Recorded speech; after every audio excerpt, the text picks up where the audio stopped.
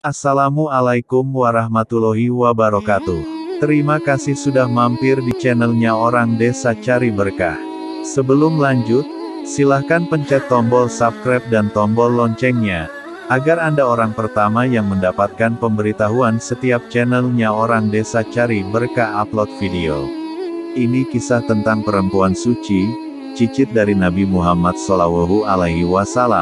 Ia juga seorang ilmuwan terkemuka di masanya, sehingga Imam Syafi'i pun berguru padanya. Sayyidah Nafisah lahir pada tahun 145 Hijriah, wafat pada tahun 208 Hijriah, makamnya di Kairo, Mesir, sampai sekarang masih dipenuhi para peziarah. Sejak kecil, Sayyidah Nafisah sudah hafal Al-Quran, dan setiap selesai membaca Al-Quran, beliau selalu berdoa, "Ya Allah, mudahkanlah aku untuk berziarah ke makam Nabi Ibrahim." Ia memahami bahwa Nabi Ibrahim adalah bapak monoteisme sejati, sekaligus bapak Nabi Muhammad lewat jalur Nabi Ismail, yang notabene keturunan Nabi Ibrahim. Sedangkan Sayyidah Nafisah sendiri adalah keturunan dari Nabi Muhammad. Dengan mengunjungi makam Nabi Ibrahim, boleh jadi ia berharap menarik benang merah perjuangan para leluhurnya. Ketika Allah mengabulkan doanya dan ia bisa berziarah ke makam kakek moyangnya, Nabi Ibrahim. Ketika ia berusia 44 tahun, ia tiba di Kairo pada 26 Ramadan 193 Hijriah. Kabar kedatangan perempuan yang luar biasa ini telah menyebar luas. Ia pun disambut oleh penduduk Kairo, yang merasa bersyukur didatangi oleh Sayyidah Nafisah. Ratusan orang tiap hari datang hendak menemuinya. Dari mulai berkonsultasi, meminta doa, ataupun mendengar nasihat dan ilmu darinya. Bahkan, dikabarkan banyak yang sampai bermalam di luar kediamannya, menunggu kesempatan untuk bisa bertemu. Lambat laun, Sayyidah Nafisah merasa waktunya tersita melayani umat.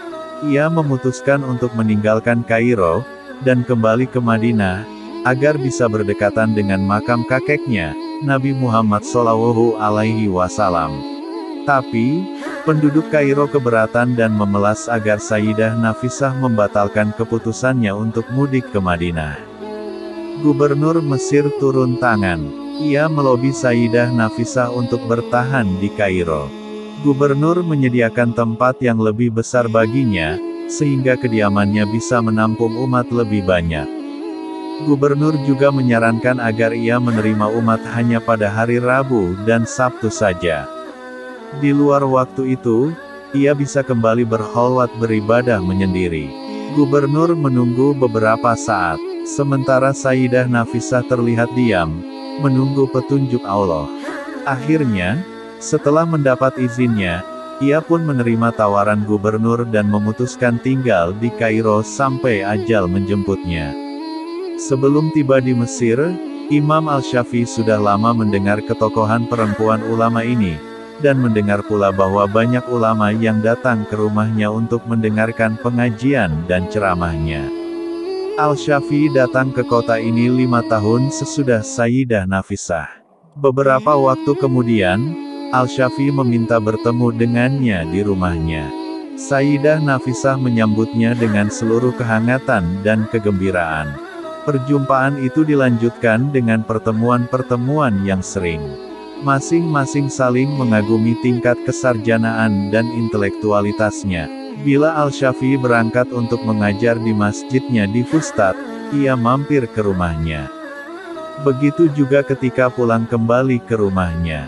Dikabarkan bahwa Al-Syafi'i adalah ulama yang paling sering bersama Sayyidah Nafisah, dan mengaji kepadanya, justru dalam status Imam Al-Syafi'i sebagai tokoh besar dalam bidang usul al-fiqih dan fikih.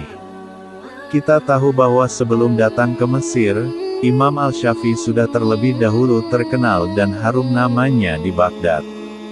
Fatwa-fatwa Imam Al-Syafi'i di Baghdad dikenal sebagai Qaul Qadim, sedangkan fatwa beliau di Kairo dikategorikan sebagai Qaul Jadid. Pada Ramadan, Al-Syafi'i juga sering salat tarawih bersama Sayyidah Nafisah di Masjid Ulama Perempuan ini. Begitulah kedekatan kedua orang hebat ini. Manakala Imam Al-Syafi'i sakit, ia mengutus sahabatnya untuk meminta Sayyidah Nafisah mendoakan bagi kesembuhannya. Begitu sahabatnya kembali, sang imam tampak sudah sembuh. Ketika dalam beberapa waktu kemudian Al-Syafi'i sakit parah, sahabat tersebut dimintanya kembali menemui Sayyidah Nafisah untuk keperluan yang sama, meminta didoakan. Kali ini, Sayyidah Nafisah hanya mengatakan, "Mata ahu, Allah, bi, al-nazar ila waji al-karim, semoga Allah memberinya kegembiraan ketika berjumpa dengannya." Mendengar ucapan sahabat sekaligus gurunya itu, Al-Syafi'i segera paham bahwa waktunya sudah akan tiba. Al-Imam kemudian berwasiat kepada murid utamanya, Al-Buwaiti, meminta agar Sayyidah Nafisah menyalati jenazahnya jika kelak dirinya wafat. Ketika Al-Syafi'i kemudian wafat, jenazahnya dibawa ke rumah sang ulama perempuan tersebut untuk disalatkan. Menurut Kiai Haji Hussein Muhammad, di antara nasihat Sayyidah Nafisah kepada para muridnya adalah 1. Jika kalian ingin berkecukupan, tidak menjadi miskin, bacalah Quran Surah Al-Waqiah 56.